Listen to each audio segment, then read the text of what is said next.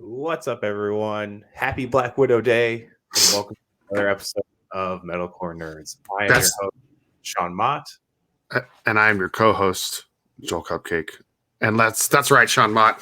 The Queen finally gets her day today. All hail Black Widow and Scarlet Joe. I feel like every 5 years there's like a new nerd queen. You know what I mean? Like in the past, we've had let's do Angelina Jolie. Let's toss her out there. Let's toss Natalie Portman, of course, out there.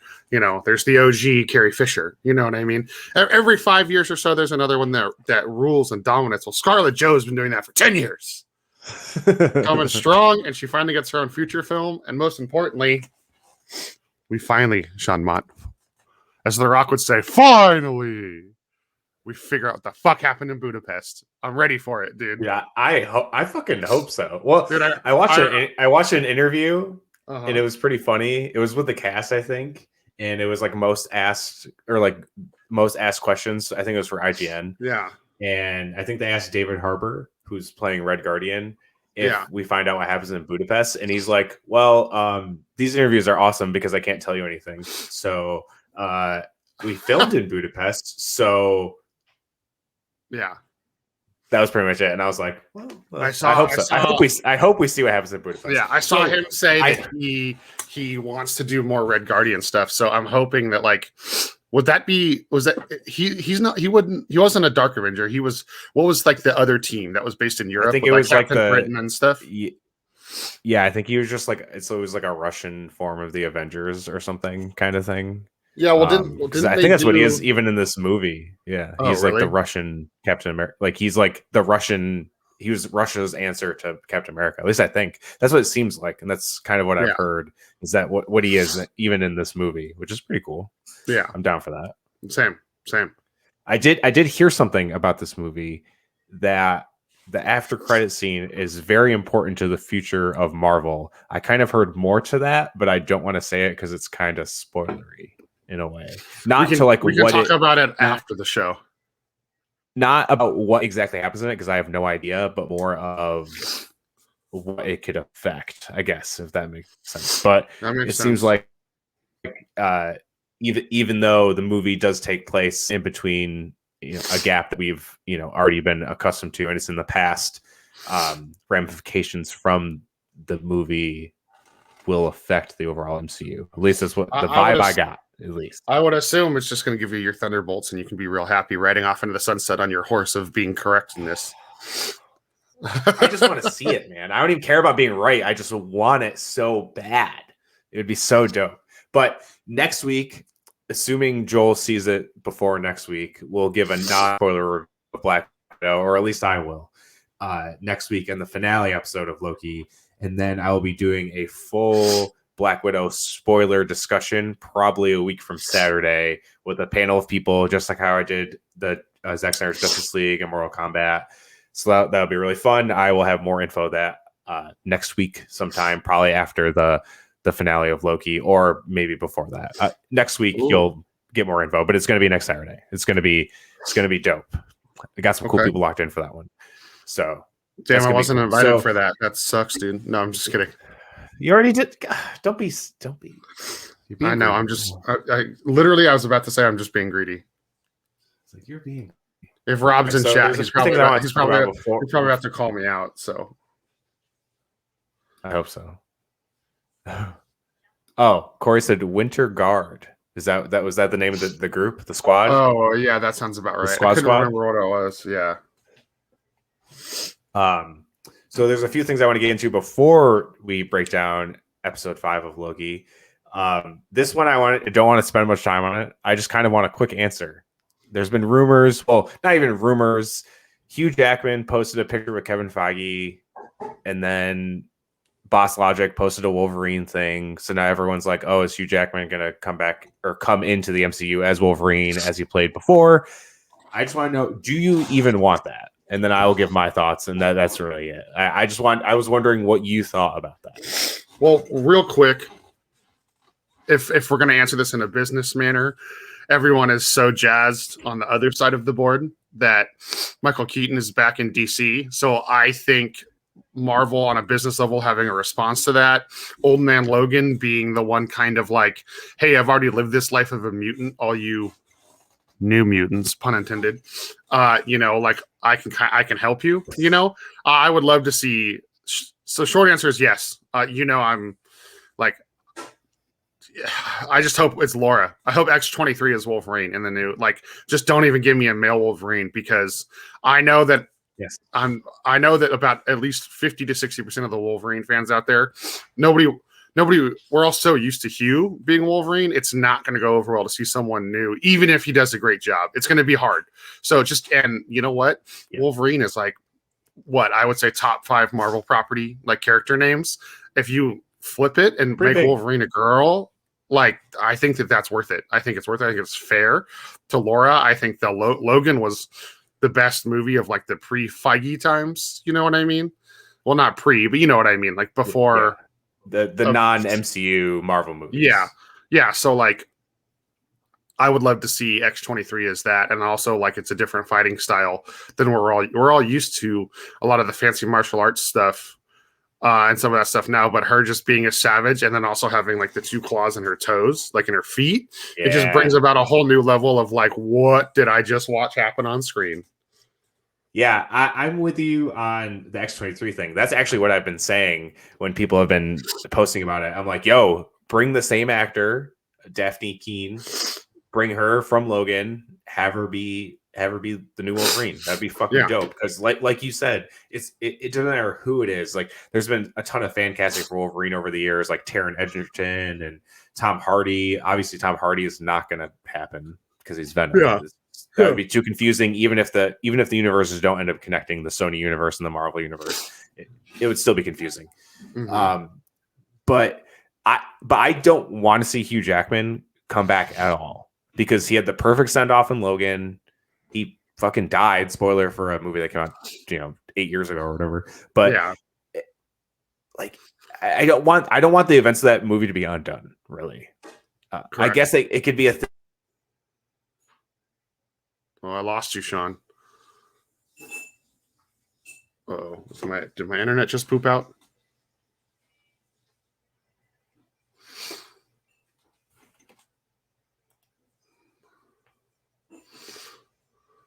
Thing. Oh. Well, oh. Okay, we're back.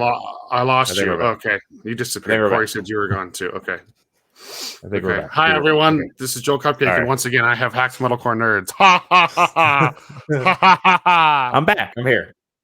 But yeah, I just don't want the events of that undone. And the dude is old, man. Like, obviously, he looks great and everything, but it's just, I want it to be young. I almost want most of the mutants to be like unknowns or something, like sprinkled in with some famous people. But it would be dope if like all the mutants were unknown people, like I'd be stoked as fuck on that. But we'll see what happens. I don't know. Maybe he'll have a cameo in Doctor Strange. Who knows? That's what everyone was saying. Like, oh, what if he'll pop up in Doctor Strange? It's possible. Definitely possible. Yeah. But who knows? I mean, the other rumor was he pops up in Spider-Man, like maybe he helps them in one of the realities or something, like just like the ultimate like 2-minute crossover. Why? Which there's already too much in that movie. I don't want any more. Like, or at least what's been rumored. Imagine, Sean. Just imagine this though. Okay. Just imagine Spidey is with the other Spideys. There's like a big fucking showdown going on. They're trying to figure all their bullshit out, right? The Spideys are winning the battle, and Doc Ock shows up and fucking just starts smacking all 3 of them around. And then, like, right as he's about to stab one of the non-Tom Holland Spideys, like, in the heart, just imagine Old Man Logan just busts through a window and just claws Doc Ock's little fucking metal arm off. I don't know. Just like I would be stoked. Like, it wouldn't do anything to the story. You're right, but. I mean, it's just cool. It's a cool, like, whether it's a nod to him, whether it's like, him passing the torch. I wouldn't mind seeing it. I want another full blown, like, Hugh Jackman live action movie. No, you're right. He's old. It wouldn't make sense. And the character did get like a beautiful send off in Logan, right? So 100% agree with you there. You know, so I don't. But seeing him are still around the MCU. I mean, if you look at it, him and Patrick Stewart. Wow, I just said Patrick Stewart. Oh, no, that's Patrick right. Stewart. You're right. Yeah, him and Patrick Stewart literally carried the MCU for like 10 years. Well, so it wasn't the MCU, but Marvel properties. Point still stands. You know what I mean? Like, I think that they would have been significantly less successful if they didn't have. Well, you know who was a producer on those movies? Kevin Feige. Yeah. No, he was. Yeah. He was a very small producer on the X-Men movies, and then he was a producer on the Raimi Spider-Man trilogy. He wasn't credited in the first one, but he got credited in the second and third one. But yeah, that dude's been around Marvel forever. Yeah. Like literally forever. No, I know. It's tight.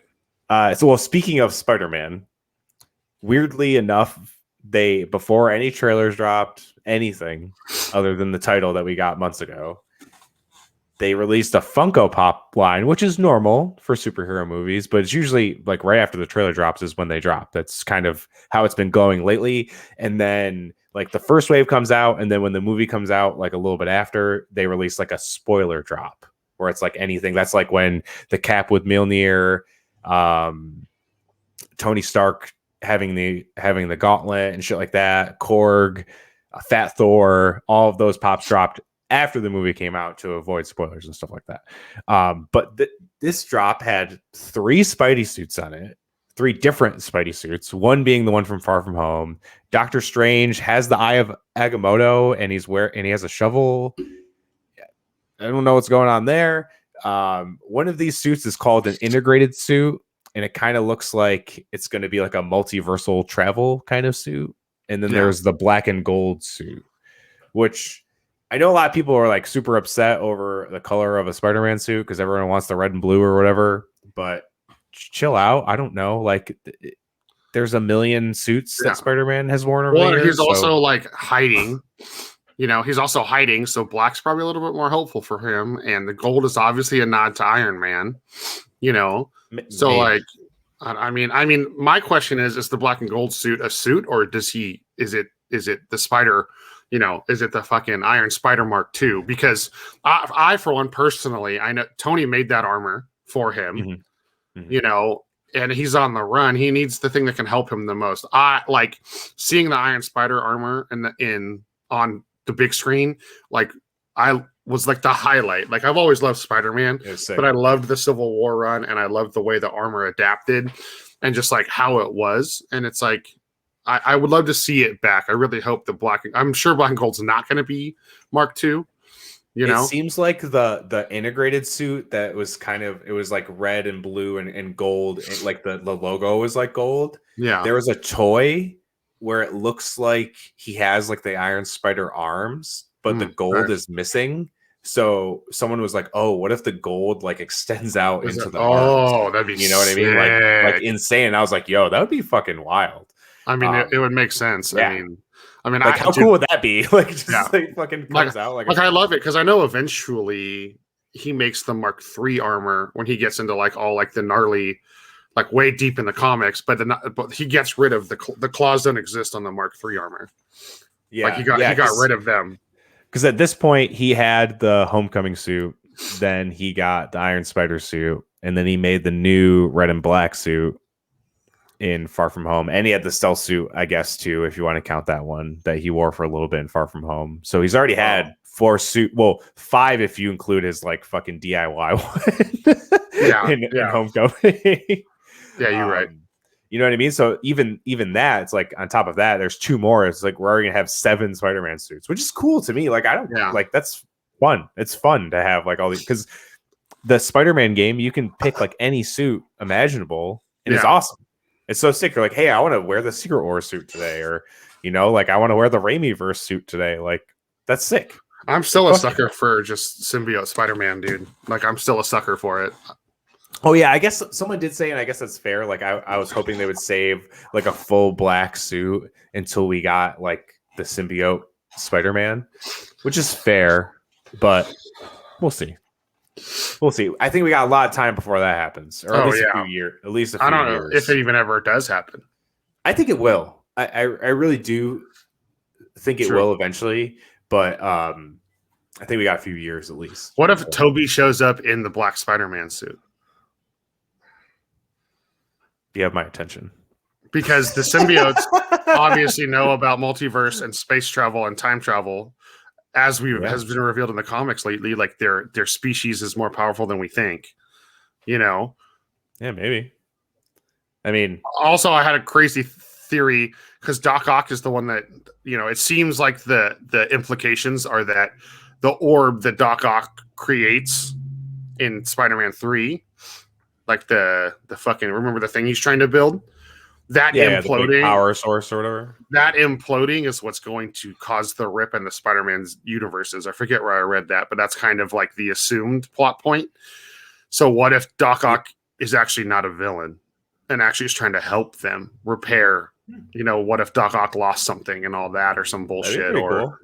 Because there was another thing too, like looking back at Amazing Spider-Man and the way Jamie Foxx's character also dies, it kind of seems like he could have gotten shot into like some other universe or whatever. Yeah. Kind of like what happened with Red Skull. Like, oh, he's dead, and then he shows up fucking 8 years later in Infinity War, and everyone's like, what the fuck? Yeah, you know, stuff like that. I mean, which they can easily do, which I'm all here. I am all here for, and that kind of leads into the last thing I want to cover before we get into Loki, which there's a lot to talk about with that one. Is we're going to watch the What If trailer and talk about it briefly, mostly just our thoughts, because this trailer brought me to this is going to be fun. I'm going to watch it because it's Marvel, obviously, and just see what happens to like, holy fuck, what the fuck is this? Pretty much within one trailer. Yeah. And, so yeah, let's watch this and then we'll talk about it for a few minutes. Yeah, peace. I love peace. I'd be out of a job with peace.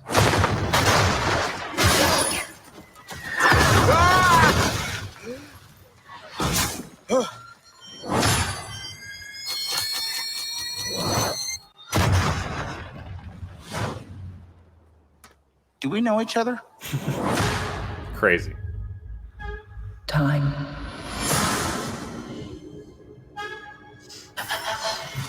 Reality.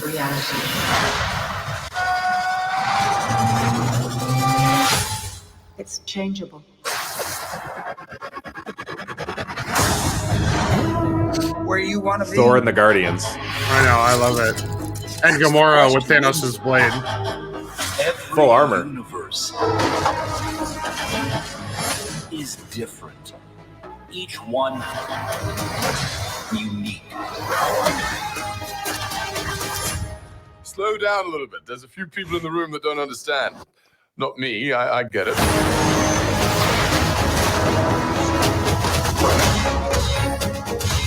Who are you? The name's Captain Carter.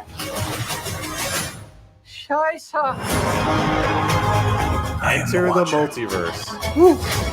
I observe all that transpires here, but I do not, cannot, will not interfere. I guess I have to freestyle then. Hey! We have you outnumbered. A Ravager never flies solo. I said never flies solo. Is that some kind of catchphrase?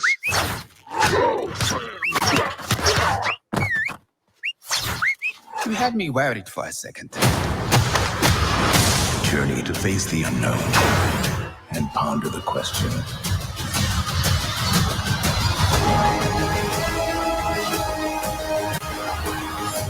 What if? Damn. Like, wow. It looks insane. All I have to say is Captain Carter. Ship it. Yeah, and Steve Rogers is going to be in like the Mark I Iron Man. That's who that is. Who's in? I was trying to figure out who that was. And then who's the villain with the white hair they're fighting there at the end? Is that supposed to be? No I don't idea. know. It looked familiar. It almost looked like the what's his face, the Collector. Oh, I mean, maybe they released a poster too, and it had Ultron. If he got Vision's body, well, the body he was making for himself that ended up going to Vision in Age of Ultron, and the Infinity Stones were in his suit. Yeah, I saw that. And Spider-Man had the Eye of Agamotto and the cape from Doctor Strange on. Yeah, in that poster too, which is like okay. Because I thought the whole time we were getting Tony Stark becomes Doctor Strange. I think that almost happened in Infinity War. Like, there's concept art of them switching roles. Like, Doctor Strange was in Iron Man's armor, and then Tony Stark was like in the wizard outfit. Yeah. So that's probably where you got that. Why would that have worked though? I think that's why it's not in the movie. Fair. I think that's why they didn't put it in. Fair. Yeah, I mean, I don't think that's where I got that from, because I've been under that impression for like a minute that Doctor Strange was Iron Man. Yeah, Corey, the zombies thing is going to look insane. I know that comic run was like wild and a lot. It's very well loved. You know who wrote that or helped write on it? Fucking Robert Kirkman, the guy who created The Walking Dead and Invincible. Oh shit! That's tight. Who more do you bring in than the fucking master of zombies? He made the zombie genre for comics. Like, not even joking. That's so tight. Yeah, dude. I was thinking this, but Corey said it looked like Adam Warlock, and I thought that too. But I was just like, that. I think that's me overthinking. But I was on the same headspace as you, honestly. I was just like, there's no way they're going to put Adam Warlock first in an animated thing. But well, and he had like chunks of armor or like robotic parts on him. So like, unless he's like a reject Adam Warlock, I don't know. Like I mean, obviously it's a digital like animated MCU property or whatever the term we want to use is. So they're not going to go by the comics per se. But I think this is going to be like considered MCU canon. Like this, I think this will be. Because it seems like, because they kind of first sold it as kind of like an episodic thing, kind of like the comics, where it was just like, oh, it's just this ridiculous what if story and it's fun. But the fact that they went the extra mile to get all the MCU actors to voice act all of the roles and everything like that. And it seems like the stories end up culminating. You know what I mean? Like it seems like there's an overarching story within these almost episodic stories. That's going to lead to something. The Watcher's narrating this. Yeah, the Watcher's narrating to someone. So, it says enter the multiverse. Well, maybe this is a way.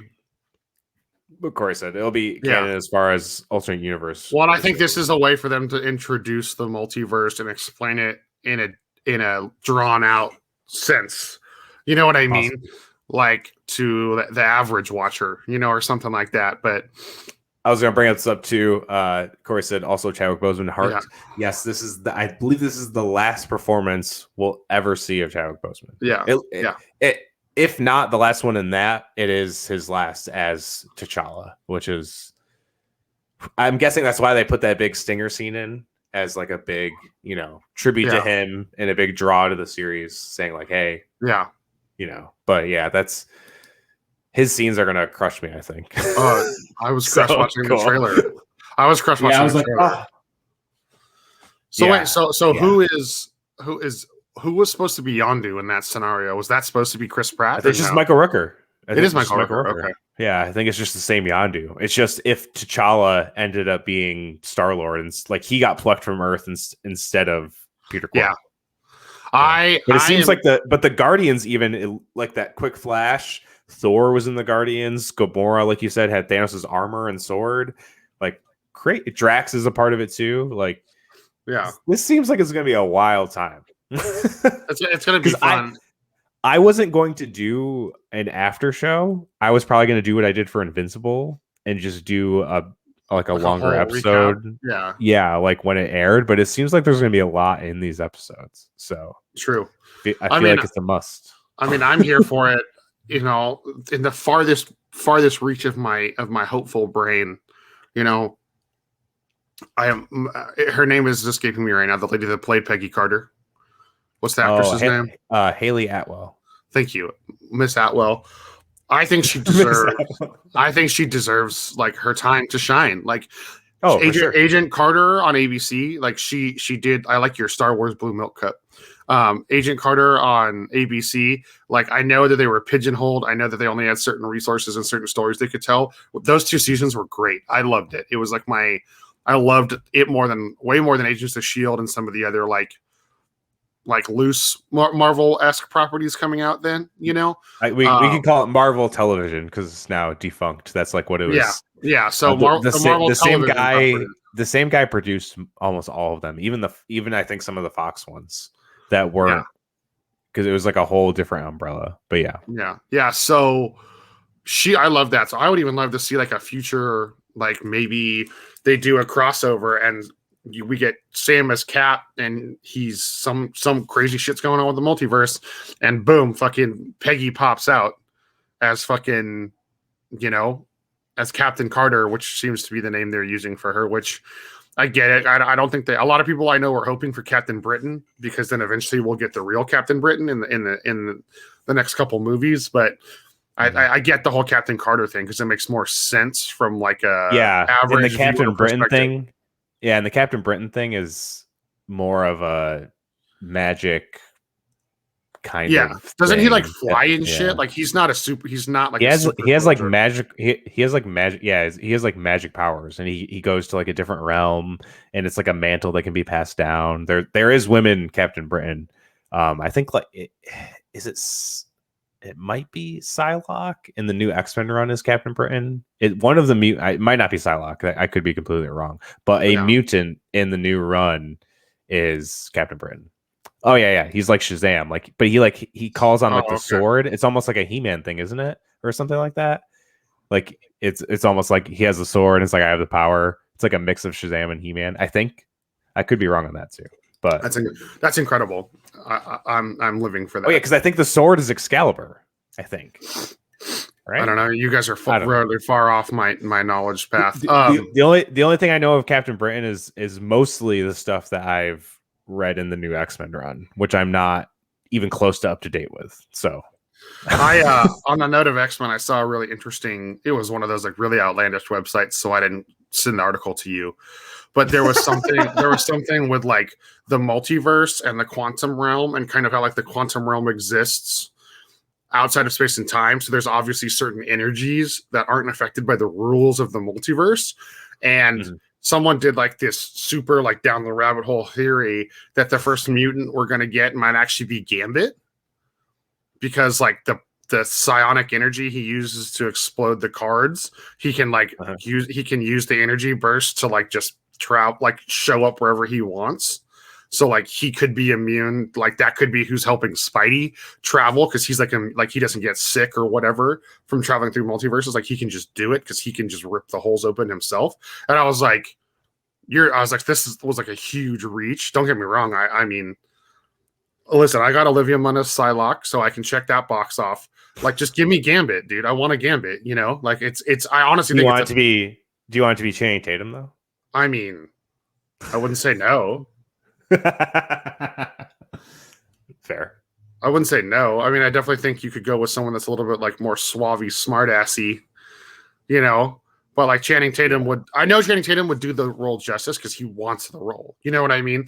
Like I know it'd be good because he would put his heart into it. I just don't. I imagine my Gambit's a little skinnier than that. Yeah, he's like not super ripped. Or like built like Channing Tatum is, you know what I mean? I get that. Yeah, I get that. But dope. Let's get into this fucking Loki episode because woo! Wow, is all I have to say. If you are watching this show and haven't watched Loki for some reason, first off, keep watching. Don't watch. Don't keep watching. Second off, like you're missing out. Like it is like I mean, every episode is a fucking movie, literally. Like it's just incredible. Plus the storytelling they're doing, the cinematics, the effects, the score. The score. Literally, I'm more moved by the score from this TV show than I have been by most of the movies. Like straight up. Well, the only because that's I actually when I had Greg from End on here, he was talking about his love for scores and how he has like a ton of vinyl that are just scores, and we ended up talking about the MCU, and he's like, yeah, they're not really known for their scores. I was like, yeah, I was like, really, it's just the Avengers theme, because anytime the Avengers theme comes on, I get emotional. Yeah. And like even in that post-credit scene when Loki saw the other Lokis, they did a version of the Avengers score because it was meant to mimic the moment in Avengers when he got defeated. It's like that one and really Winter Soldier, but it's mostly just like the crazy screeching sounds that every time Bucky came on screen. That was really it. I've heard the Black Widow score is incredible, and the Falcon Winter Soldier score was pretty cool. The WandaVision score was really good, but that one was also different because they had the liberties of having those insane intro like the videos and stuff. Yeah, exactly. Yeah. So it kind of had a leg up. And then obviously Guardians is very, very well known, but it's a soundtrack. It's not a score. But yeah, I definitely agree. This score has been like, I was smiling this whole episode, like straight. Yeah. Like it was just also wonderful. It's like just so everyone understands, like the way they tie the score into the visual aspect. So like let's go back to last episode, because this isn't a spoiler because you should have fucking watched it. You know, when you see when they like I noticed this clip somewhere. I think it was actually in your Facebook group. But join the Metalcore Nerds Facebook group, by the way, if you haven't, everyone. Also, I made a Discord. Join that too. Yeah, so someone pointed out that when they do the panning shot of Asgard, not only is it different music than they used in Ragnarok, but you're seeing Asgard from the backside because Loki feels unwelcome and like an outcast, and you know there's nefarious things going on. Yes, and so I love like the fact that they use like strong music with like a different visual outlook than some of the properties than we've seen before. This show has been amazing. New Rockstars even said that they think this show has had the most love for the comics, which I agree with in a way. But Eric Voss also said that he thinks WandaVision didn't, and that kind of threw me back a bit because I felt like that show has been the most directly influenced by a comic than any other Marvel property. They were able to be way more quirky with that show because of the sitcom format. Yeah, it was a very big amalgamation of comic like resources they pulled from, but a lot of that stuff was very like they took like exact beats in a way. They made it their own, but I've never seen an MCU property do something like that. But there's no question with Marvel that they have love for they have love for the comics, because all the Easter eggs and shit they put in are I think real. Dude. I think the best way to break it down in response to the homie from that site you just talked about is like WandaVision took the Easter eggs and integrated them into that story. The nice part about Loki is because you're talking about shit that just got destroyed anyways, you don't have to explain it. Like you can literally have the nod. Reality was pruned. Later, like have fun, viewers. You know, that's basically what they're doing, like giving us what they want. Yeah. But then also, if we saw it in Loki, we're probably never seeing it again. Because like so it's different. Like, of course, Loki can give more comic book nods because you don't need an explanation half the time. It's literally just there to service you. And also the shows are going to have a different attitude than the movies. We've already talked about this. Oh yeah, for sure. So anyways, continue, Sean. I'm ranting because you're doing fine. That opinion you shared pissed me off. I mean, dude, when I heard it, I was like, I don't know if I agree with that, but whatever. Like I got his point, but I didn't agree with it. I guess that's a better way of putting it. But this episode is titled Journey into Mystery. The title is a fucking Easter egg itself. That is the comic series where Thor and Loki were first appeared in. It was at first, it was like a horror anthology comic, and then they turned into more sci-fi. Thor and Loki appeared through that, and then they eventually got their own titles, obviously. But whoa, I just zoomed in on my browser. That was weird. Anyway, so we go in with this awesome shot going through the TVA. It's all flipping around. It ends up going to the gold elevator, going into the decapitated timekeeper head, and then we go right back into the rubble, through which we find out is called the Void.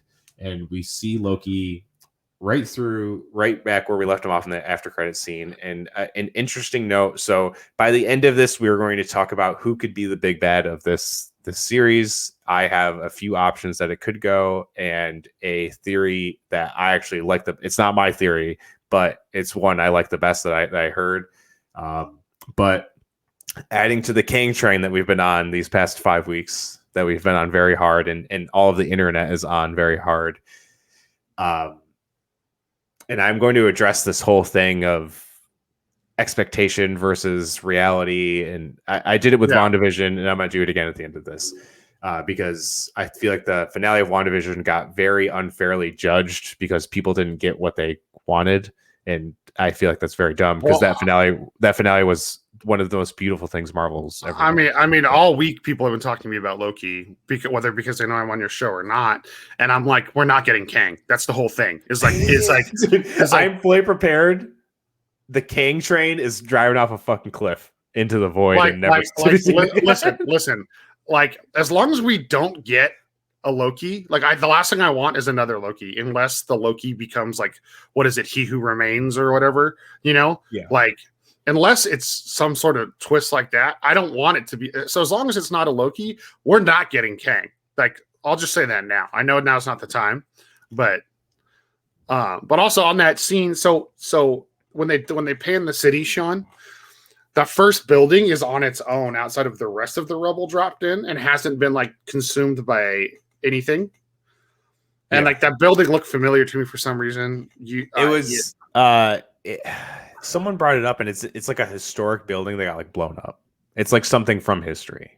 Okay, cool. That's what I thought. Okay, and then an interesting thing to point out, not to drive all this madness, but the Avengers Tower is in the shot. I was about to bring this up, yeah. And it has Kang Industries on the side of it, which is one of the many displaced. So it's like, it's almost like, hey, here's a Kang mentioned, like flat out, after you've been looking at statues of him for 5 episodes.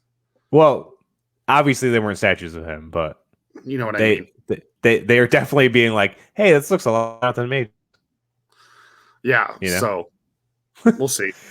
Yes, I was going to bring up the Kang. It's when it was in a storyline. It was another version. So a lot of like the X-23 talk, people are like, she's not Wolverine, she's X-23. And it's like, no, that was the name she gave to her. She is Wolverine. Logan is also Wolverine. Deal with it. It's like how Sam and Steve are both Captain America. Like, yeah. It's not that hard of a concept. But Kang is a time-traveling fucking god. So there's many iterations of him at all times simultaneously. And one version, he's a businessman. Tony Stark sells him Avengers Tower, and Kang Industries, it's spelt differently, but it is pronounced the same way as Kang. So we see that was a very, really cool add to like the whole production design. The production design of this episode, I mean, this show in general, but this episode was, they must have had a fucking field day with this shit, because the shit they put in this episode is crazy. And so we get back, we see this big ass cloud monster called Goliath, which guess who he's a big foe with in the comics, Joel? Just guess. He's Kang's enemy in the comics. That's right, Joel. They're just punching us over the head with Kang. I think it's Alioth, by the way. I think it's Alioth.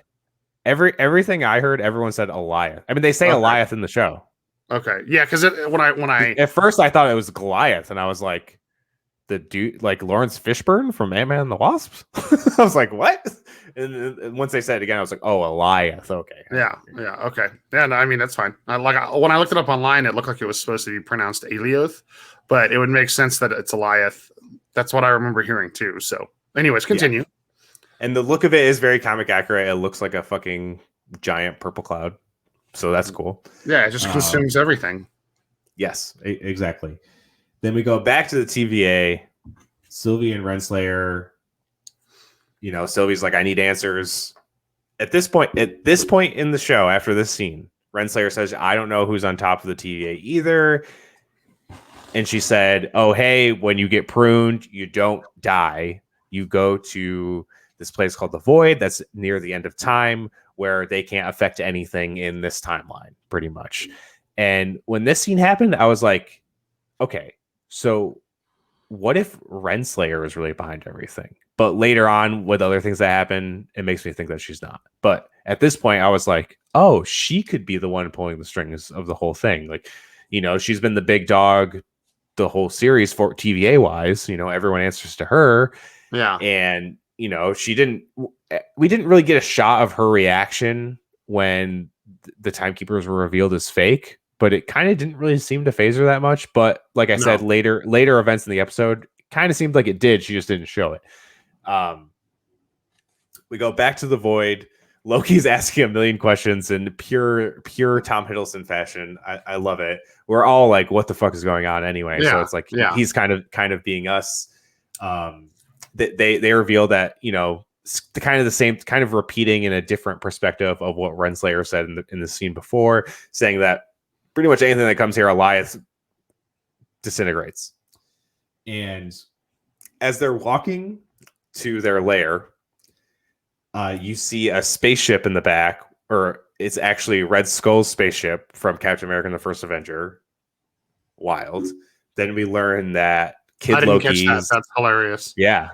Fucking Red Skull's spaceship. Wild. And then Kid Loki reveals that his next... Because they said Kid Loki is the king of this realm.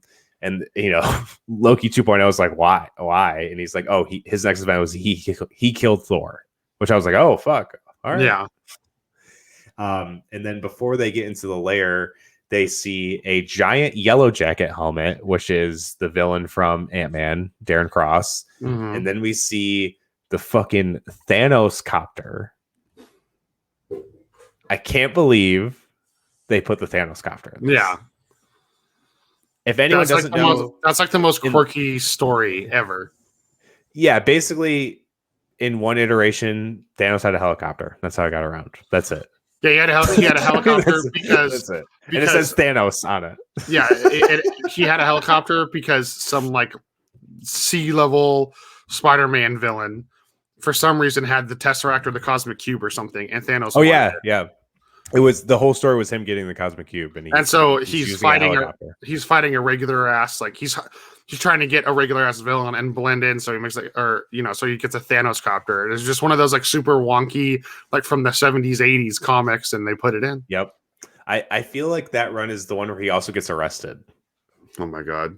Which is, I don't know which is more ridiculous, him having a helicopter or Thanos getting arrested by normal cops. I would say tied, but pretty ridiculous, because I was like, me and my friend were just talking about the Thanos copter thing, and I was like, imagine if MCU Thanos hopped in a helicopter. Look how funny that would be. Because everyone thought his sword and the way he spun it was like a super insane nod to the Thanos copter. Oh my god, that's just and I was like, an overreach. Actually, Donny Cates, the dude he just finished his run of Venom, but did Absolute Carnage and King of Black. He quote tweeted the Thanos copter, and he's like, the reason it only has 2 blades is because Thanos used the other 2 blades in Endgame. And I was like, yes. Fuck yeah, dude. God, dude, amazing. Fucking incredible. And then as they go into the lair, it pans down and we see Mjolnir, which I don't know if I've talked about this. I've talked about a lot to friends. I don't remember if I've said it in the show, but one of my big hopes is that Loki wields Mjolnir. He becomes worthy and wields Mjolnir. I would die. So, like that would when I saw that, I was like, yes, I need it. But then we also see fucking Throg, which is Thor as a frog in a fucking jar, and the jar is labeled T365, which is the issue. Well, if you want to get weirdly comic technical, it's an issue where Thor got turned into a frog by a witch, and then Throg is actually a different thing that a frog gets in a later comic iteration. Thor a frog finds a sliver of Mjolnir and becomes worthy and becomes Throg. But in my mind, this is Throg to me. So deal with it, I guess. Either way, Throg, free Throg. At first, I thought it was just a shrunken down Thor. That's why I texted you like, "Hey, does T365 mean anything to you?" Like, oh right, yeah. Because I watched it on my phone at the gym, So Okay. some of the subtle details I kind of missed. I just saw like Mjolnir in that scene, but then I watched. I always watch to kind of recap and take my notes. I'll watch the watch along of Real Rejects, and as soon as that happened, I was like, "Oh fuck, it's Throg!" I was like, "What the fuck?" I was like, "Holy shit!" They fucking put him because everyone when they saw like Alligator Loki or Loki Gator, as some people have been calling him, they were like, "Oh, I wonder if he's from the world of Throg." You know, where like every Marvel character is just an animal. You That's know, funny. and then I Throg love that. fucking shows up the next episode. Like, what are the odds of that shit, dude? Like, I love it. I crazy. love it. We go back to the TVA. Renslayer is getting files from Miss Minutes. Really, they're just stalling for time. Sylvie comes up with the idea that, hey, if we go to the void and we get past it, that's probably where the person that's pulling the strings is.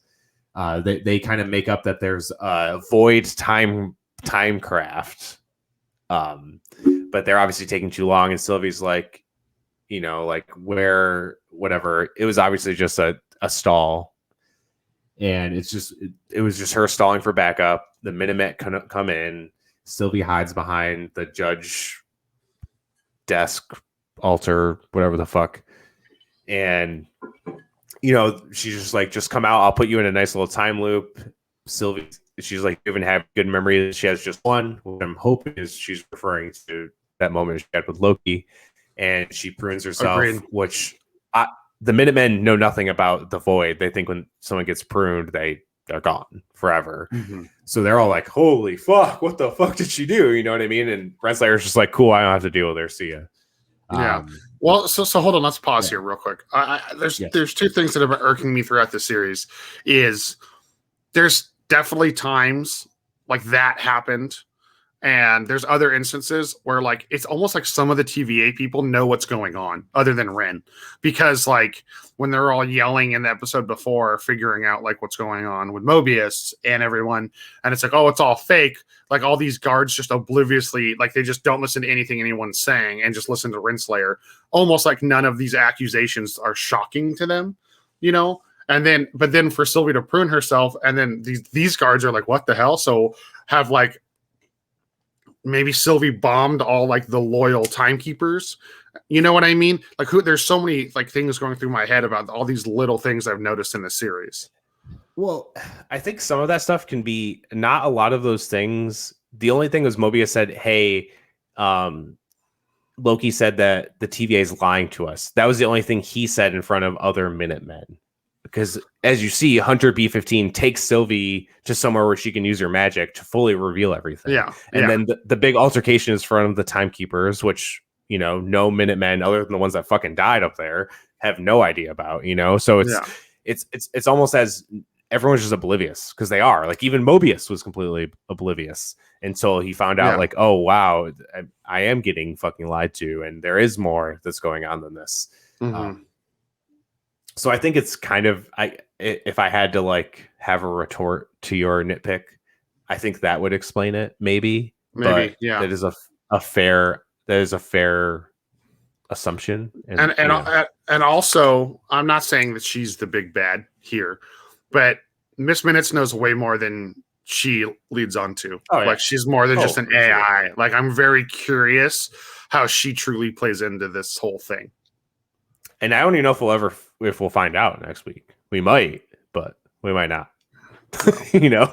Let's not have. We can save that for the end of the show on what we are or aren't going to learn, and how many things I'm going to be mad about. So, oh man, back at the Loki lair, they're sipping on some Roxy wine, which I'm guessing is from Roxxon, which we talked about before, and Kid Loki sipping on some fucking OG Ecto Cooler. So dope. I wish I had some OG Ecto Cooler. I know, right? But. Also, Sean, just real quick. Sorry to chime in. Roxcart used to be Roxxon, which is the company that caused the explosion that gave the kids the powers in Cloak and Dagger, right? Yes. Yeah, we talked about that in the episode 2, I think. I think we did. I'm just refreshing my brain. I wanted to make sure that was correct. Correcto mundo, sir. Correcto mundo. It's also been in another MCU movie, but I don't remember what. It was like very brief. But Roxxon has been mentioned. It might have been like Hulk or something. But they have been mentioned in the MCU. Oh, Iron Man 3. Corey's there to. Maybe you should be in the MCU trivia night. Yeah, we'll talk about that. Yeah, later. they mentioned both Rockstar and AIM in Iron Man 3. Well, And yeah. That's the last time we see either of those names, though, which is throwing me off because I'm still assuming AIM's going to be the big bad at some point in time. Yeah, I think they'll come back for sure. I agree there. Both Loki said he defeated the Avengers and controlled all Infinity Stones, which is not true. They have an awesome altercation with the Loki Gator, which I love. Corey, I also love the Iron Man movies a lot. 3 is my favorite Christmas movie. Probably not my favorite, but I do like to watch it every Christmas. Die Hard is my favorite Christmas movie, Sean. Whatever, man. Don't disrespect John McClane, the American action hero. Okay, dude.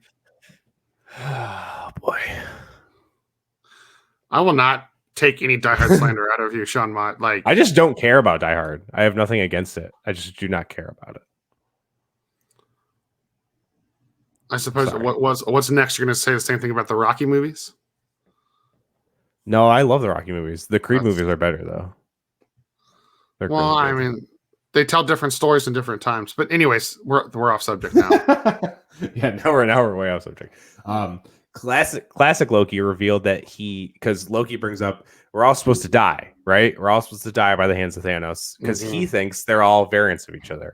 And I like I said last episode, I believe this episode fully reveals even more that there was always a multiverse and these are just alternate versions. I guess they could be variants, but they didn't create a Nexus event that created a branch timeline. They just existed in other realities of the multiverse because there's no way to explain that because then they would all look the same. Yeah. You know what I mean? If they were all variants of the one Loki, because how could Loki, if they all existed in the sacred timeline, how could Loki turn into an alligator and create an Nexus event? Or how could Loki turn into, I mean, I guess he could shapeshift, I guess, but it just doesn't make any sense. You know? The multiverse is fucking here, motherfuckers. That's all I gotta say. But classic Loki revealed that he tricked Thanos. He lived through Ragnarok, just like our Loki did. But in that confrontation with Thanos, he disguised himself as rubble and escaped. And fucking Luke Skywalkered himself on a planet, deserted himself. But then he got lonely, wanted to go find Thor. And as soon as he went to go leave, TA swooped him up, which I thought was very interesting because when Infinity War came out, that was an insanely popular fan theory that Loki once again tricked us all, didn't die, and did something just like classic Loki did. So well, and see, why I never bought into that, especially and now that I'm watching the show, what has not changed since Loki's been free of the TVA? What's the one thing that hasn't changed in the show? I don't know. Loki is still wearing that fucking business attire. Like he has had the ability to transform himself back into his Asgardian clothes or manufacture a better outfit, and he keeps wearing the same outfit. And I think that's a subtle hint that this is the end. I don't think we're getting Loki after this. Season 2 is already in development. Well, what I'm saying, will argue against what I'm saying is like we're not getting Loki as we know him, you know, in like the regular timeline. But we already don't have Loki as we know him in the regular timeline. Well, but that's my point. Is like the reason he hasn't returned to the regular Loki clothes is this is a whole new Loki story. That's what I'm trying to say. Oh yeah. Like, I agree there. I missed that announcement that they're already working on season 2. I mean, it's a pretty. I don't even know if it's confirmed, but a lot of people have been talking about it. Yeah. So we'll see. I guess we'll have to see how the last episode ends. Yeah. I mean, I do think this Loki will end up meeting up with Thor eventually down the road, and it's going to be an insanely emotional moment because it is a different Loki than we grew in love, but this Loki lived most of, at least some of the events that we knew he was going to live off because, you know, they took him right from what happened in Avengers.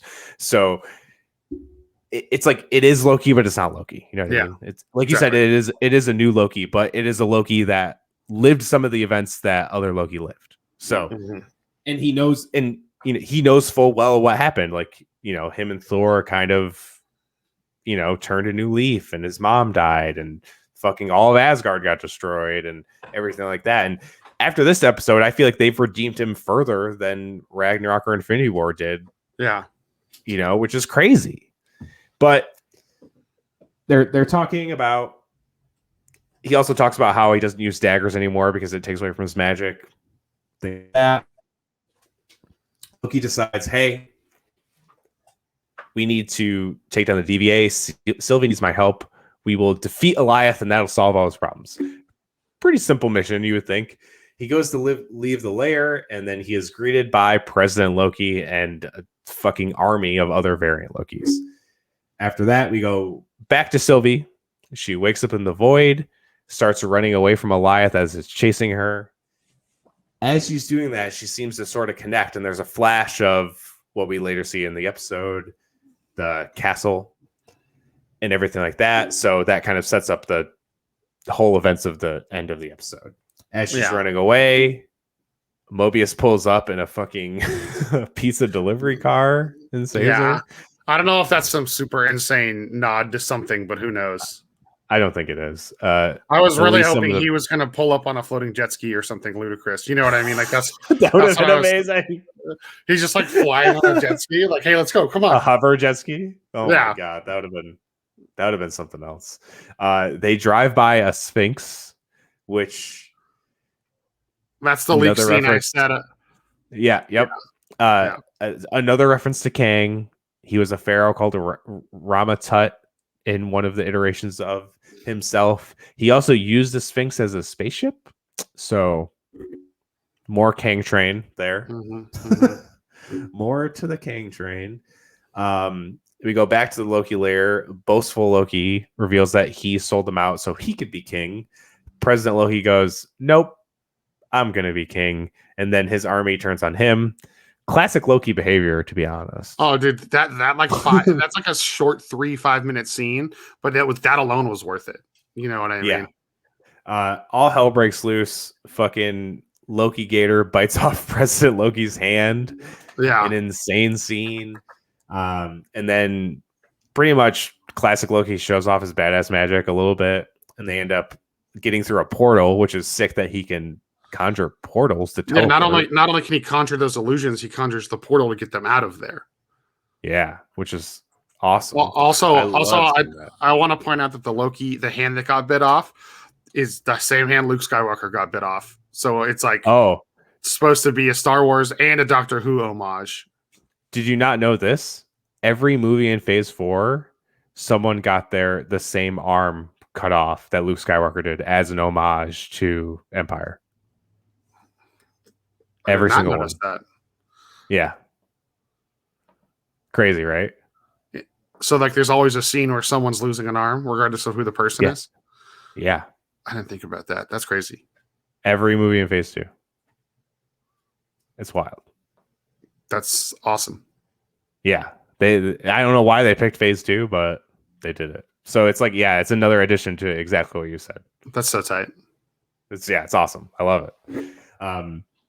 There's some video games in the Loki lair. There's this game called Polybius, which is an urban myth that the government made this game to mind control people. Apparently, it's very big in the lexicon of pop culture. I don't really know anything about it until I saw some of these breakdown videos. There was also, I think, like Space Mission game, which is funny because it was never a video game. It was only a board game. Just funny things that were placed in there. I'm sure there was more in there that I didn't even notice. Yeah, I'm gonna go back and watch the episode soon. They all agree. Kid Loki, classic Loki, agree to help Loki to take out Goliath, or at least bring him to Goliath. They see Goliath completely demolish the USS Eldridge, which is also something that happened in real life. It was called the Philadelphia Project, and it was supposed to be a project to make them invisible to radar, and then apparently it disappeared entirely. So it's funny that they do all these things like the DB Cooper thing Yeah. and Polybius and shit like that, where it's like things that happened in real life that they're explaining through the show. Yeah. It's pretty wild and insanely thoughtful. But again, the guy who fucking wrote this helps write and produce Rick and Morty, which is one of the smartest shows that does shit like that. So Yeah, exactly. not really surprising to be honest. Mobius and Sylvie show up. Awesome moment to see Loki realize that they're both still alive. She explains, Loki's like, I was going to defeat it, and she's like, I'm going to enchant it. And I love when she's like, oh, that's such a Loki. Like, she's like scolding them for thinking that they're just going to defeat it. Like, yeah, they're like, you thought that was going to be good? And Kid Loki's like, I had my doubts. that actor was like the perfect snarky choice to play Kid Loki. Like, yeah, I agree. He was. I mean, everyone in this has been awesome. To be honest, yeah. And she explains that, hey, I think if we get through Eliath, we will get to the end of time and we can finally figure out who the fuck's behind this, pretty much. Yeah. Renslayer confronts B-15 back at the TVA. She wants to know more about Sylvie. And this is where it turned around for me with Renslayer. It seems like she really doesn't know who's behind this. She's kind of blind. She's blind to that like all of us are. And she wants to know. She wants to find out, like, who's tricking her or whatever, like who's really at the top here. B-15 says Sylvie needs it and you just want it. And that's why she's going to get there first. And she orders Miss Minutes to get all of the files on the founding of the TVA. So we'll see how that ends up in the last episode. I am interested to see like how Renslayer, how her arc kind of closes in this show. Because, like we said in the beginning, Renslayer was the love interest of Kang in the comics. Yeah, and there are also times where she turns on him too, though. So yep, I'm thinking maybe she was positioned in the TVA, and maybe Kang is her boyfriend, and she doesn't realize it's Kang, or like she's a plant, or like maybe there's something. There's definitely more to her story than we know. But I could see her showing up and trying to help save the day at the end. Yep, it's definitely very possible, especially with after that we go back to the Void. Mobius, Kid Loki, and Classic Loki have an amazing conversation by a fire. Loki conjures a blanket, which then he also conjures around Sylvie in a kind of like arm stretch gesture in Loki's own way. Yeah, the classic. Yeah. Oh, yeah, over here. Yeah. But he did it with magic, which is dope. Yeah, I agree. Sylvie and Loki basically talk about, they kind of go in a very Loki conversation of like, who needs anyone else? And then pretty much saying like, oh, we have each other now. After this is all over, let's figure it out together, which was a very sweet, sweet moment. I was like, to me, it was like, yeah, I was like, ugh, the heartstrings, dude. It was just pulling at him. Yeah. And I have to say, the way they made us care about this new version of Loki, Sylvie, Mobius, even caring about classic Loki in one episode, like the way they have done that has been amazing, incredible. Yeah. Yes, like they've made us care about these characters in such a short amount of time, and I just want to give insane credit to the writers and the directors and the actors to pull all of that off, because it's a crazy thing to do. Like, well, honestly, it's been a long time since Owen Wilson has done something. He went through his bout with depression. He tried to kill himself, and like he's bounced back. So it's like just knowing the shit he's had to go through in life and how well he's doing in Loki, like I love it, dude. Straight up, like I think it's incredible. Like, and I think he's putting on a great performance as being out of the saddle for a while. Yeah, and this is a very different role for him. Yes. It's not the usual Owen Wilson we've seen, and I think that's why he took this role. Yeah, and that's also why everyone shouldn't be upset that he's not going to say "Wow." Just drop it, guys. Just drop it. We did get a nice how. I'll take it. I'll take it. Close enough for me. All right. I mean, maybe we'll get the wow. You never know. I mean, maybe they were just lying to us. Maybe last episode we'll get a wow. You did it, Loki. You know what I mean? Fuck. Maybe. Yeah. Eliath is approaching, And in the foreground of everything, there's a crashed ship, which I believe was Ronan the Accuser's ship that we see in Guardians of the Galaxy.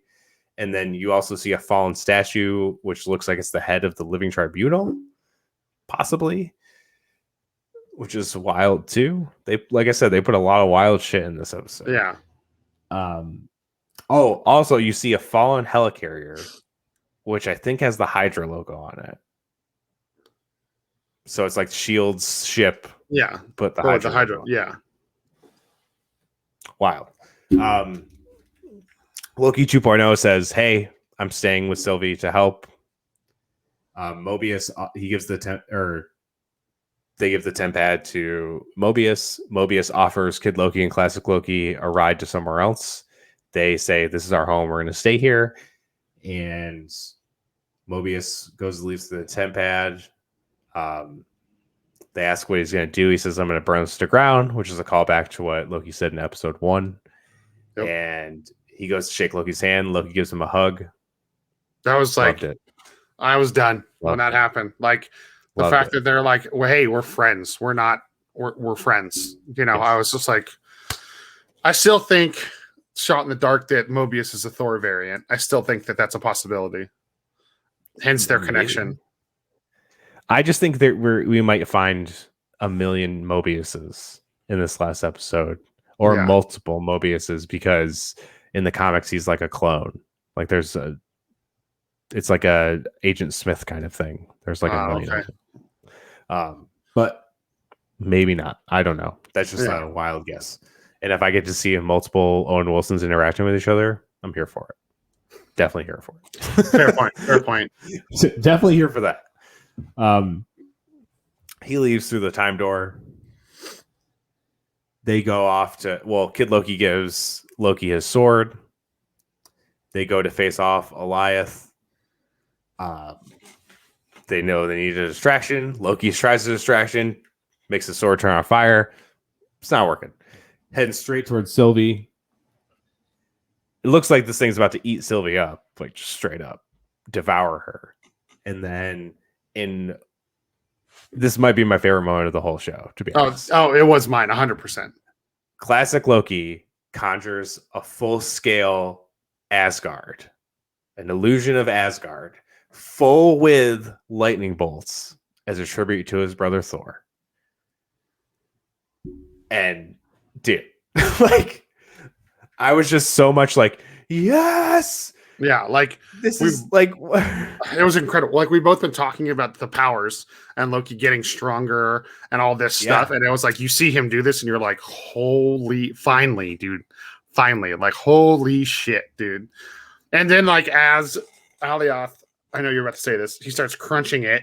He just keeps rebuilding it, and you just see him sitting there like all hunched over, hands glowing green, just his magic just fucking firing off. Oh man, it was so worth it, dude. Like if you're a Loki nut, it was like it doesn't get any better than that. Yeah, it was incredible. And some people even brought up the fact that he probably did this while he was on that planet alone. Probably not as big a scale, but like as he was walking around, like he'd pretend like he's walking in Asgard or something. So he wasn't. Oh yeah. And I was like, that's a good thought, and probably true. Probably definitely true. As he's doing this, Loki joins hands with Sylvie and says, "Hey, we're going to enchant him together." And he's, "I don't know how to enchant." She's like, "You do, because we're the same." And also, a note I saw in a breakdown video, because I definitely didn't remember this, but in Ragnarok, he enchants Valkyrie.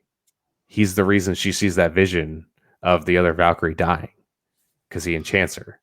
Oh. Yeah. Because he's like, how about you see a bad memory or something like that? So he does learn how to enchant in his future self. So they're both trying to enchant it. And as that happens, classic Loki gets devoured as he screams, "Glorious purpose." I loved it. The only thing that's left is his helmet. That, which I thought was hilarious, that's the last thing he screams. Is like doesn't he start like evil laughing and then screams "glorious purpose"? Yep. Yeah, it was like the perfect send off. Yeah, and like that's the thing. This dude, this character, one episode, we've seen him for like 40 minutes, 50 minutes, if that. Yeah. And he was incredible. Like the Yeah. impact he left in this one episode is insane. Agreed. It's so cool. I love it. It's like Sam actually kind of fell off of Loki. She hasn't watched the last 2 episodes. I don't know why, but Shame on her. no, it's fine. Where's my maybe bell? the 3rd episode. Where's my Game of Thrones bell? Oh my god! Shame. Maybe episode 3 didn't grab her or whatever. But I don't know. This is like we've been saying this whole time. This is easily my favorite series, unless they completely drop the ball in the finale, which I don't think is possible. I mean, if the finale kills, like I think these like these last episodes have, especially, this is easily going to be one of my favorite MCU things. Agreed. Ever. Agreed. Oh yeah, Corey said his wife's tired of Loki. I mean, it seems like she's stoked for Black Widow. I'm curious to see what I think of it and what she thinks of it after the end of it. She's a big not Captain Marvel fan of that movie, for very good reasons actually, but it's fair. I like that movie more than she did, but you should have an episode with her on that about that because she does have very good points. I want to do a full MCU rewatch podcast with her, but I don't know if we'll ever have the time for that. Yeah, that's my dream. One day, one day it'll happen. And I told her, I was like, it doesn't need to be like a scheduled thing. It's kind of like we do it when we do it. We'll probably do it eventually, but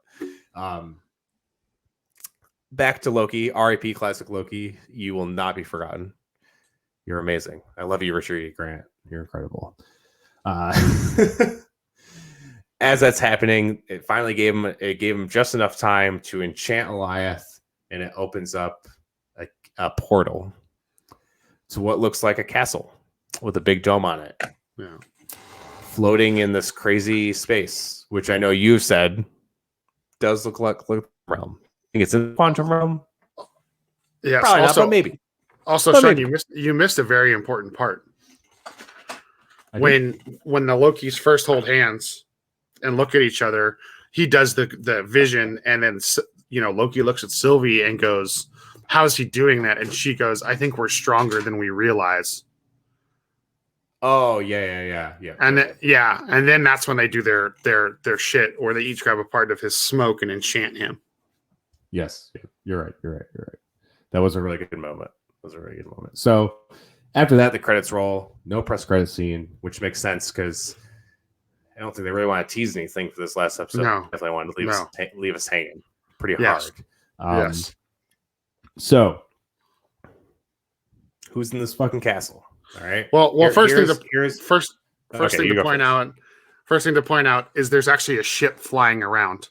Looks like it's like dropping something off and then taking off. It could be a floating rock because the whole castle's on a floating rock. I know. I rewatched it and it really does look like something comes in and stops and then goes down. Like because it flies in at like a level direction and then stops and sinks. So it doesn't look like a randomized pattern to me, but I could be wrong. Who knows? It looks like the quantum realm, Sean. I'm sticking to my guns on that. I mean, I respect you. I just really don't think it's the quantum realm. I don't know why. I just don't think it is. What it is, I have no idea. I have no ideas. I just don't think it's the quantum realm. I don't know why. I just don't know. And I respect that. And then, the building, it has like a tower, and the top of the tower is glowing the same way the sticks that prune people glow. It's like a dome. It's like a dome. Yeah, but the light was the exact same hue to me that this pruning sticks glow. So I feel like that can't just be a nod. They're on an asteroid in space, so that's what it seems like. If they're not in the quantum realm, the only two people that give me those kind of vibes are Magneto, which is obviously not him, but then the only other person is Doctor Doom. Don't bring up Doom. It's done. But we're not. I know we're not getting no Doom. No, I'm just saying. I know we're not getting Doom. I know Kang in the comic books had like a secret. This is what I'm getting at here. Okay, so this is one of the options. It's probably the very strong opposite option of who the villain's going to be, and I think some people might be mad about it. Whatever. Corey says a version of Loki that is ancient as he who remains. So yes and no. I have a couple options. Option one, it could be Kang, or it could be a Mortis, or whatever, a version of Kang. Yes. Some version of Kang. It could be possible. There is some scenes in the trailer. Loki in full Asgardian armor on a throne. I'm guessing, I mean, it's not going to be Iron Lad, man. Come on. He's a good guy, and he's a kid. Get out of here. You're trolling. Loki's on a throne. They're going to a castle. Could be King Loki is behind this the whole time. I know a lot of people are like, I don't really want it to be a Loki. But hey, guess what? I'm one of those people. Everyone in WandaVision wanted Mephisto to be the big bad. And guess who was partially the villain? Wanda. In the fucking title. That's all I'm going to say. What makes sense more? Because you think about it, Loki has obviously been targeted by the TVA. Who else would target Loki other than Loki himself? Well, I think so. So my theory is, I think the last episode we got Sylvie's Nexus event revealed to us. This the thing is, half these Nexus events are also bullshit. They're not even Nexus events. They just took some of them out of there. Well, that's my point. My point is, her Nexus event was not in the past; it was in the future. Who's ever controlling this knew that she's the only Loki that could beat Alioth. That's why That's why they were trying to get her. Just think about it. Just think, like, we don't. If they're at the end of time, that means the person has seen the outcomes. They've seen. If they've seen the outcomes, why would they even bother? Because they just put themselves in a time loop. Because they're Loki, they can't. If it's a Loki, Lokis don't like being defeated, and they always think they're going to come out on top. I'm just saying. Okay. I'm just saying. So here, let me break this down. You're saying they know in the future that Sylvie can enchant Elias, right? So they go to take her as a kid, but they know that the events of time happen where she hides for fucking hundreds of years for no reason, then ends up doing it anyway. Maybe we also don't know how the knowledge of the time stream that works. That makes no sense. But we don't know how it works. It doesn't have to make sense. We're talking about time travel, and reality is just disappearing, Sean. Like, but they don't disappear. That's the point. They said that in this episode. I know that, but that's what, like, so we don't understand how it all works at the end. Is my point. Exactly what Corey's on my side here. If they know she can defeat the beast, why bring her there? Like, why bring her in at all? Yeah. Well, they didn't bring her there. She brought herself there. That's the whole thing, technically. Yeah, but they were going to prune her. That was the whole point. They brought her in front of the timekeepers to prune them. Hey, I'm just spitballing here, okay? I don't see that one. That one seems a little weird. I don't think Sylvie's going to be the bad guy here. I know. By no means do I think Sylvie's the bad guy. A lot of people keep thinking, oh, like Sylvie's the one at the end with Kang, and that's why she tries to get her younger self killed or something. And it's like, that doesn't make any sense either. I keep hearing that theory. You know what I mean? Yeah, exactly. There was another theory that I saw, like MCU Direct post, and it added to the King Loki that King Loki is working for Kang, or a theory that Loki turns again to work for Kang, or something like that. Yeah. This theory I like the best out of all of them. Screen Crush said it, and if this happens, I feel like it'll be surprising, even though I'm saying it. So I guess it won't be surprising, but I feel like it would be a very satisfying ending. Mobius goes back to the TVA, as we saw. He gets back to the TVA and then realizes, whatever. And then the person who remains at the end of time is an older version of Mobius. The same Mobius we see, but he turns and he realizes that, like, he actually is the one who pulled all the strings. That would be awesome. Because it's not Loki. It's not someone new they're kind of shoehorning in, like a Kang. Like, if Kang shows up, I'll be stoked. Mm-hmm. We've gone over this whole series. They've been forecasting Kang pretty hard, right? Runs it down in timeline, red jet ski. I mean, we all want that. Yes. We all do want that. But if it ended up being an older Mobius, that'd be pretty good. Yeah, I was going to say, I also had somebody text me that theory that Mobius is he who remains, and I love it. Still doesn't explain why somebody had to go after Sylvie, which I'm assuming that'll be revealed. But, you know, like, I love that it's an older Mobius. And in the comics, it makes sense that it's an older Mobius and young Mobius is running the TVA, because in the comics, Kang never can. The TVA is the one. There's like 5 things that Kang is scared of, basically. Like, one is Alioth or Eliath, sorry. One is the TVA, one is Immortus, his future self, and then the other is like some other council of some bullshit. It's not the Council of Kangs, it's like another.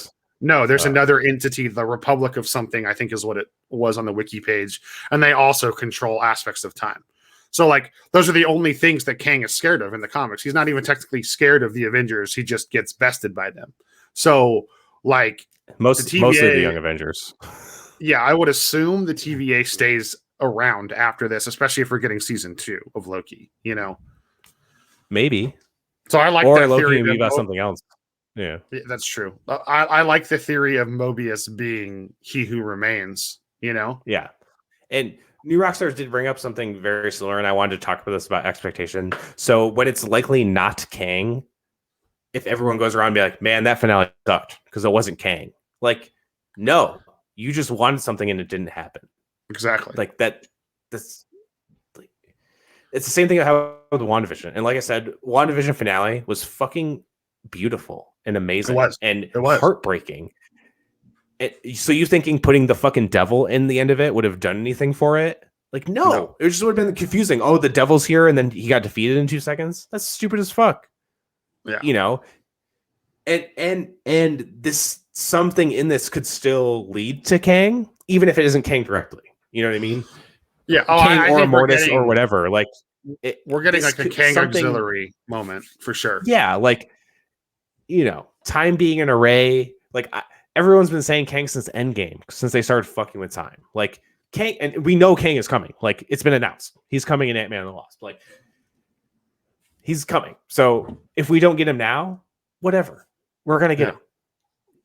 Chill out. And New Rock says something. It's like we live in this nerd bubble, right? Where we overanalyze everything. Like, we have the show. You know, like, I have the show. We all interact in a group where all we do is post theories and nerd news and nerd memes and shit like that. We live in this nerd bubble. Everyone outside of it, all these things that we were like, oh, it happened, sick, or like, oh, we knew Lady Loki was going to happen. You know what I mean? Like, everyone theorized that Lady Loki was going to happen because we knew Sophia DiMartino was in it. We saw the hooded figure in the trailer. We kind of put 2 and 2 together. But when Lady Loki popped up, Sam was like, what the fuck? You know, because she doesn't live in this bubble that we all, this crazy fucking over obsessed nerd bubble that we live in. So to the normal people, which we are the minority here, guys. All right. We are not the majority of people who watch this shit. I know it's crazy to believe, but there's a reason these movies make $1 billion and these shows do millions and millions of views and are the highest rated shows on TV. And it's not us. Like, we contribute to it, of course, but we are not the broad scope audience here. All right. So all these things that we could say, oh, that was so predictable, to the average person that watches this shit, they think this shit is cooler than we do. They're like, holy fuck, I never saw that coming. And we're just like, fuck yeah, it happened. It's just 2 different sides of the coin. You know what I mean? I'm lucky because I didn't read a lot of the comics. So most of what we're seeing in Loki is new to me. And I think that's why I enjoy it the most. Because these storylines are the ones I'm the least familiar with. You know, like, I knew enough about Winter Soldier. I had no idea what the Goliath was. Yeah, exactly. I had no idea what Goliath was. So that's I was like, what the fuck is that? Like, this is more enjoyable to me because I'm less informed. Like, I love it, dude. Oh yeah, I mean, I love all this shit, as everyone knows. Like, Falcon Winter Soldier was cool because there wasn't really comic stuff with both of them together at all. So that at that point it was new, and they didn't really follow anything. They just like most Marvel things, they take things and they make it their own, but they use it. Because I talked about this in the Falcon Winter Soldier after show, but the way the writers and directors craft these series, they write it however way they want it. There's no restrictions. Even with some of the movies, like I've heard this about James Gunn. For Guardians, they just said, "Hey, Thanos needs a cameo in it, and do an explanation of the Infinity Stones." That was the only two things he needed to put in the movie. That's it. The rest was all free game. But the way the writer Malcolm Spellman talked about Captain Winter Soldier, they wrote their story. Obviously, they know that Sam and Bucky are like the main characters, but they write their story, and then Marvel MCUs it. Like Madripoor wasn't their idea. They're like, "Oh, we're gonna go to this other country that's like a underworld for crime and stuff." And they're like, "Okay, we're gonna make that Madripoor." And Val was like just some shady shadow government agent, and they're like, "Oh, we're gonna make that Val," and stuff like that. So it's like they take whatever they give them complete freedom, and then like Kevin Feige and Squad MCUs it, which is even more impressive than anything, that they give them complete freedom to tell the story they want to tell, and then they go, "Hey, we're going to make this MCU." You know what I mean? Like, that's absolutely insane, and I love that they have that kind of freedom to do that kind of stuff. I'm guessing Joel is talking to Trina right now.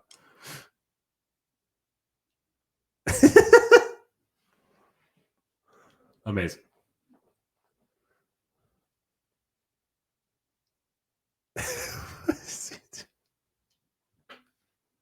Oh, Bowie. Bowie's making a cameo on Metalcore, everyone. This is a glorious day. Glorious. Sorry, Bowie, this little angel right here, has separation anxiety. So when we leave, she barks really bad, and we live in a small apartment. So my girlfriend's leaving for work, and I just didn't want her to bark and like super overload your audio feed on the stream. Fair. I just said Bowie is making a cameo on Metalcore Nerds. How glorious. She is. This is her glorious purpose. I know. Great, she doesn't like the microphone. I was just finishing the thought that the way that these writers have that freedom to do that, and then they just go in and MCU it, is super cool and amazing. Well, it's cool, and it's like they pull off. Well, and it's also like, that the MCU is acknowledging things like Frog Thor, because they're like letting these scenes be interwoven in. So like, it's not just the people writing the stories. It's also like the team themselves is like, okay, like certain things can be mentioned or dropped or whatever, Yeah, I'm sure that was like the VFX team or the production team being like, "Yo, we're going to put Throg in this scene." Yeah. And they were probably like, "Yeah, do that." Like, we're going to put Thanos copter in the background just because. Okay, cool. Okay, do it. Baby. Like, it's okay. Fucking wild. But yeah. Do you have any other theories or thoughts before we wrap this baby up? I'm gonna put the dog down. There you go, baby. It's okay.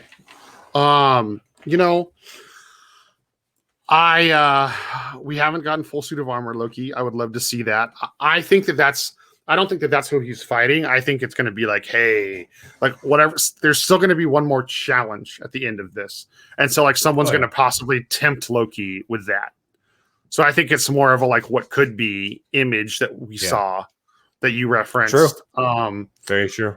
I don't think we're done with Mobius. I think him and Loki's friendship is going to play an important part here. The main question is does Sylvie die? That like you're saying they're rumoring that Loki 2 is being worked on. I still think that if we don't have a season 2 of Loki, like I think this is the end of the story arc for Loki. Like I do. I don't think it is at all. Yeah. See, so I mean that's really, I don't really have a theory about who is or isn't. I know that we're going to get some sort of Kang tie-in. Like look at how WandaVision ended in the cabin. She's astral projecting, reading the book. Okay, so her reading the book is not only a nod to Mephisto, it's a nod to the Multiverse of Madness and her becoming too powerful because she's obsessed with finding her kids. And they played Doctor Strange's theme exactly while that was happening. So they have all these tie-ins. So I think we will get a nod to Kang. I think the TVA survives. I'll put money on that the Mobius is definitely taking over the TVA, period. Renslayer's role TBA or TBD, to be determined. It's the only thing with the TVA existing is that what is their real purpose? Because the sacred timeline is like okay, so I'm getting there. bullshit. Not you know? necessarily. Not necessarily. So remember in the comics, okay. So people, if you're not paying attention, Kang is Kang, and then Ramatut, and then Kang again, and then Ramatut again, and then at the end of time, he's Immortus. Okay, and Immortus is not a good guy or a bad guy technically, but Immortus actually allies himself with the TVA because it's the only way to keep time safe. So his whole purpose is like he manipulates and he allows Kang to do all the stuff he does because it allows him to turn into Immortus. So I think they might throw some weird twist like that in here where like the TVA's real purpose is to make sure the next big bad, the next challenge for the Avengers actually happens the way it's supposed to. So that might be like, that's a very like dumbed down explanation because I don't want to like, I don't have a set thing, but I think that this is all happening for a reason. And it's to allow the timeline to be safe in the future. My only thing with that is that it seems like their main goal is to distract Loki's from whatever it is to control this one reality. Because it's not even a time. It is a timeline, but it's not the sacred timeline. It's just the timeline we know in the MCU. It has been like I've said this a million times. Doctor Strange mentioning multiverse. It's how they're going to explain Spider-Man with the variant Spider-Man. It's just Spider-Man from a different reality. Like all these Lokis, it's not from they're from different realities. Like it is what it is. So it's like, what are they really doing? Because that's my whole thing of the TVA continuing on is like, what the fuck is their goal? Like, I don't understand it. Well, but their goal can change. They still have the resources and the power. You know what I mean? So that's like, what are they going to, especially with Multiverse of Madness coming up? Like, what the fuck are they going to do? well, Doctor Strange's most powerful artifact is still the Eye of Agamotto and still controls time. Kang's coming in. Which he doesn't have. Well, not yet. Like that's a whole nother theory we can do an episode about. Well, we don't know, but so he doesn't have the Eye of Agamotto to help with time stuff. So if the TVA is the only people left doing time, Mobius is a good guy. I think the TVA is going to survive the whole thing. I think we're not getting Kang. I think we're going to get like Kang adjacent, and either Renslayer or Sylvia's dying. I don't want Sylvia to die, but I could see them doing it. I don't want it to happen either. Like, and there also could be this weird thing where like, they let their Nexus event happen and like they fucking kiss and like she makes Loki strong and Loki defeats whatever the evil is. Who fucking knows? Like, there's 1,000 ways they could do this ending. Honestly, like some of them very ridiculous, some of them extremely outlandish, some of them, that would just be like, oh, okay. Like we literally don't know. Only thing I'm going to say for sure is TVA is still going to be around, and it's not Kang. That's all I'm saying. That's fair. And I'm like I said, it's just I just want to see what the TVA is trying to do now and what they would do in the future. That's which they haven't explained, obviously. Exactly. And I do think that where the TVA is Chronopolis or whatever. Like I do think there's still going to be some sort of quantum realm tie-in. You know what I mean? Yeah. Well, Chronopolis isn't confirmed in the quantum realm. Everyone just wants it to be. Oh, okay. Well, see, I don't know that aspect of the story, but it's in one shot of Ant-Man and the Wasp as they're leaving, and everyone's like, "Oh, it's in a dome. It could be Chronopolis." That's it. Yeah. I mean, I would love for it to be Chronopolis, and it would make sense, especially with the quantum realm, being the vessel for time travel. Like, of course, that would make sense if his hub is in the place where you can time travel. Yeah, of course. That would make perfect sense. Yeah, I mean, Sylvie dying is definitely possible. I thought about that. I was like, man, I hope she doesn't die. Like that, I thought that after this episode, I was like, I hope she doesn't die. But Tom Hiddleston's Loki 2.0, I think he's not going anywhere. Like, I think he's going to be in the MCU for a long time. I mean, I hope I'm wrong. I've been saying the whole time with these shows, I think he dies. I hope I'm wrong. I don't want. I love the character. I love Tom Hiddleston. I still think that whole "I'll see you again when the sun," blah blah blah blah blah, his whole little line to Thor in Endgame, I still think there's a meaning behind that. Yeah, and he's going to be with Thor eventually again. No, I know, but like I'm hoping it gets explained like in this final episode. Like, oh, that's not going to get explained in this episode. He doesn't even know about that shit. He saw on a fucking TV screen. He doesn't know shit about that. well, He's just saying one day we'll meet again and things will be okay. That's what that means. well, we'll see. There's nothing more deep than that, you know. We'll see, Sean. We'll see. But it's not like he's gonna be like, "Hey guys, before all this stuff happens with the TVA and stuff, I'm going to explain to you this line from Ragnarok that I actually didn't say myself, but myself, if I didn't leave Avengers Endgame or Avengers in 2012, would have said if I lived out my years." Hey, listen, you also thought I was crazy. You also thought I was crazy when I said that this Loki is the same Loki that actually died because he was like given. Because it is impossible. We went over this. Okay, yeah, I know. It's impossible. I'm just saying, you don't always agree with my crazy ideas. That's all I'm saying. That's not even a crazy idea. That's just impossible. We're not. It's not I'm not possible. going to rehash this argument with you. I'm not sure to say I'm right, but I'm right on that one. Yeah. I mean, whatever. Like you're inclined to believe whatever you want. You know what I mean? So my point is, you asked me what I thought was going to happen. I don't have a set theory. I think the TVA is still going to be around, and I don't think we're getting Kang, and I'm leaving it at that. If anyone is listening or watching, please explain to Joel, so I don't have to again, about how this Loki cannot be the same Loki that died in Infinity War. It's fine. Because Sean. it's impossible. Sean, it's relax. Literally impossible. Sean, relax.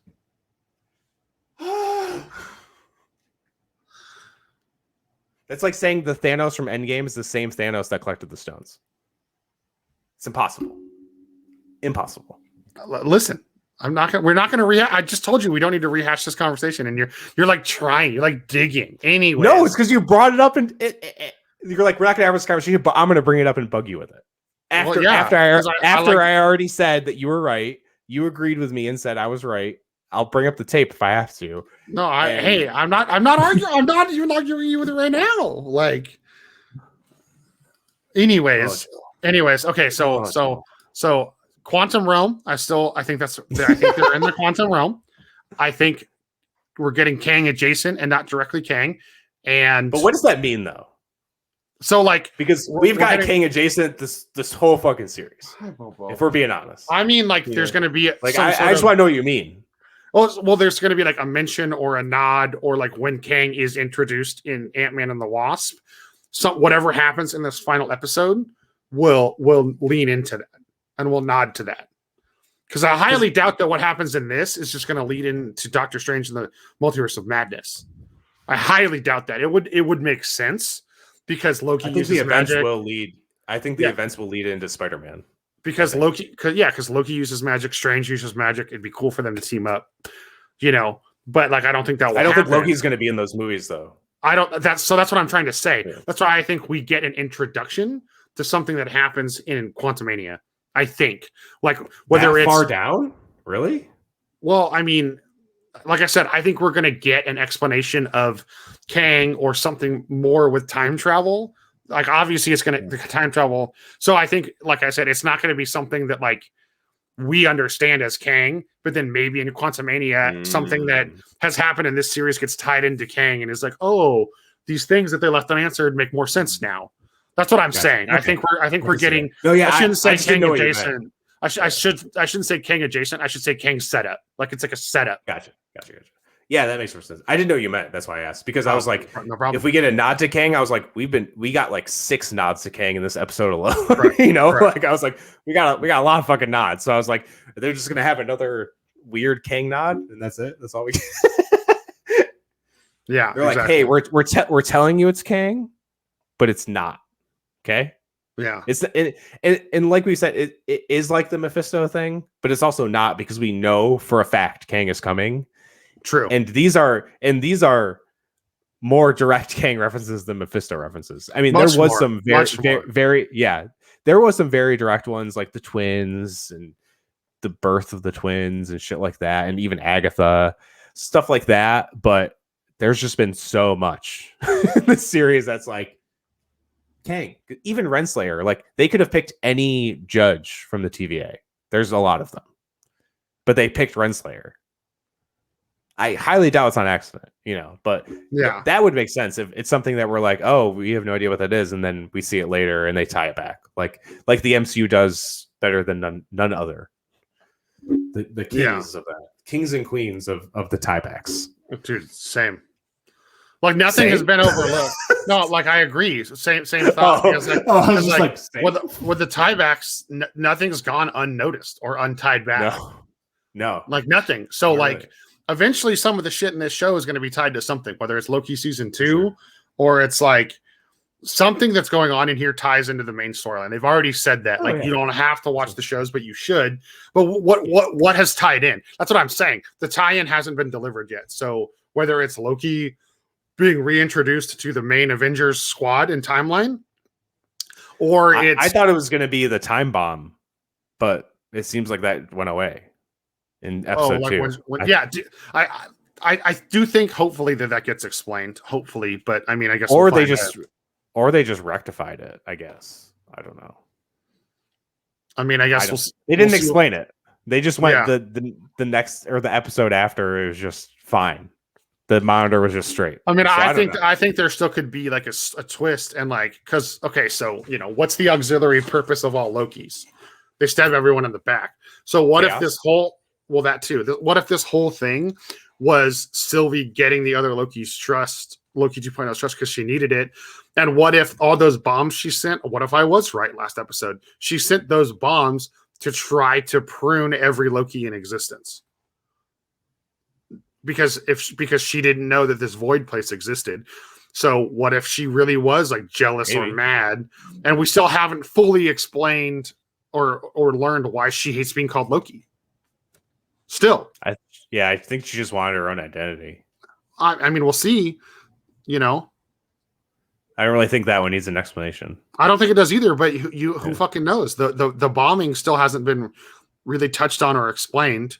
Is the TVA fixing all the shit she did? Well, or they just let it go. Going on, or did they let it? Yeah, but that's the whole thing. Is what happened. We don't know. That's what I'm saying. I don't know. Yeah. So there's a lot of things that could be explained in that final. That's why I don't have like one theory where I'm like, this is what's happening in that final episode. Because for all we know, those Nexus bombs, that was something Sylvie was destined to do. And the person in that fucking mansion wanted it to happen. Who fucking knows? Also, why is it a mansion, not a castle? Why is it not, Well, it's more like a castle. Exactly. But like everything in the TVA has that weird kitschy 80s look to it. Could have been a fucking, there's like all of this has a fucking glorious purpose. And like we'll just have to see what it is, Oh yeah, I mean, yeah. And I also think that old Loki yelling glorious purpose, like that's definitely setting it up to be there is a Loki doing all this. It's possible. I just, unless it's done right, I just feel like I'm not going to like that, But every time I've said I'm not going to like this, if this happens in the MCU, it's happened and I've liked it. So. Oh, could be an older Sylvie. She Who Remains. Mm-hmm. That's something else that I've read. There, like another theory that got texted to me was it's Kang and Renslayer is actually a good person, and the Kang's love interest is Sylvie because they're both displaced by time and hate their pasts and shit. So like the reason they're trying to kill Sylvie is it's not a Loki running everything; it's Sylvie running everything. I guess. See, I really don't know. I like the Mobius theory. I didn't come up with it, but I like it. Yeah. Yeah, I think Mobius as He Who Remains would make sense. It'd be cool. It'd be cool. Twist, I think. It'd be a better twist than just another Loki trying to control the timeline. Unless they did it in a good way, like you said, which they could. I'm not a writer. Yeah. And I mean, if they did it in a like, okay, so it is an evil Loki controlling everything, but Loki 2.0, thus having had his his babyface turn. Let's go to wrestling terms real quick. He has to defeat the evilest Loki ever in all of time, and then he finally becomes, his glorious purpose has been fulfilled, and he defeats himself. Maybe. And he's no longer a Loki because he's not backstabbing. He's not quick to violence. He's not. that is the reason why I didn't hate it if it ends up being a Loki, because it doesn't take away. Because some people are like, oh, we did all this work redeeming him, so but yeah, it's like it's a different Loki though. It's a different Loki, and he's still the god of Yeah. mischief, the trickster god. Like, what better way to confuse everybody and to cause mischief than to try to destroy every other version of yourself? Because you want like, why would any other Loki want another Loki? You know, if you have a truly evil Loki ruling anything, he's not going to want any other Lokis. Yeah, It does. exactly. It does. Unfortunately, he has no need. Yeah, it He does. has no need. Unfortunately, make sense. Yeah, exactly. But awesome. I think we covered this episode pretty well. We did. You know, we're all wrong, and it's Mephisto, but that's Oh fine. my god, what a twist that would be. Yeah, I mean, yeah. Or it's like some house at the end. It's not even the end of time; it's the outside of time, and they walk in, and it's like Dormammu and Nightmare and Mephisto all having like a meeting.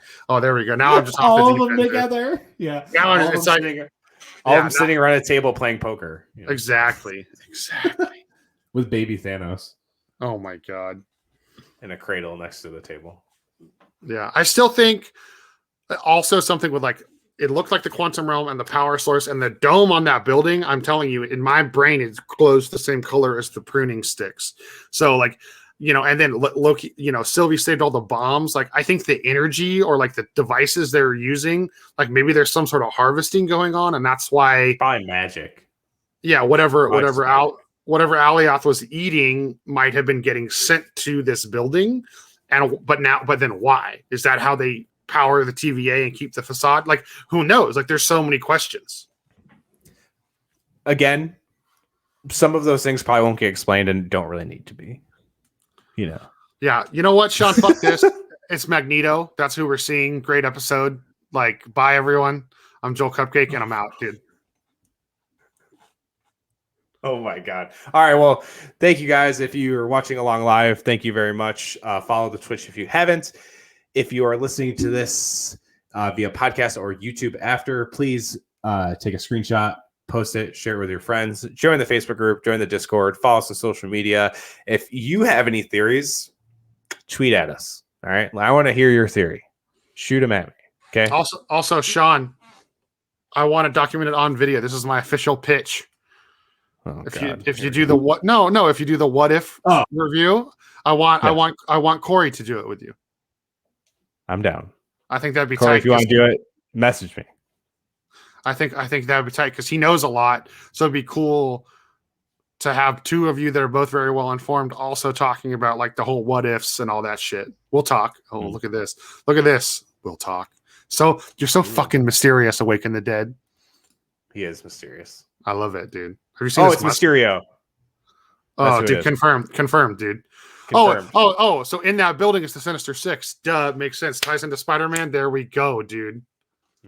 They're gonna have a puppet of Peter Parker and a voodoo doll, like pulling the strings. Oh, dude, perfect, dude. Love it. That's what it is. It's the Sinister Six, Nightmare, Mephisto, Mysterio is a part of it. They're all just hanging out in this. Oh, castle. here we go. Sean. Now you guys have to have a Highlander battle to the death, dude. I mean, I'm Mephisto. Let's be real here. But I didn't call myself Mephisto. Someone else deemed me Mephisto. Oh, I think it was me. You may have originally, and then Metalcore Mephisto was coined by Patrick from Adobe. Yes. So it was like a team effort. It was a Metalcore Nerds group team effort. Well, Patrick's the fucking man, so I would love to be considered teaming up on naming you. Timeline's my guy. He's a variant Mephisto. Oh, so you're Mephisto Prime. I could. Yeah, we could just do this like DC. Anything that doesn't make any sense, we'll just say multiverse. Yeah. Nothing has to connect. Multiverse. Yeah. It's fine. But all right. We'll see you next week, guys. We'll talk about Black Widow, non-spoiler. We'll talk about this finale. We'll see who's behind this fucking shit. We'll see you later, Kang. I don't know. We'll see what I was right about that angers Sean, and what Sean was right about that angers me. Here we go. Great. All right. This is a perfect way to end the show, Sean. Right there. Optimus Prime. I mean, okay. All right. All right. See you guys later. Bye. Bye.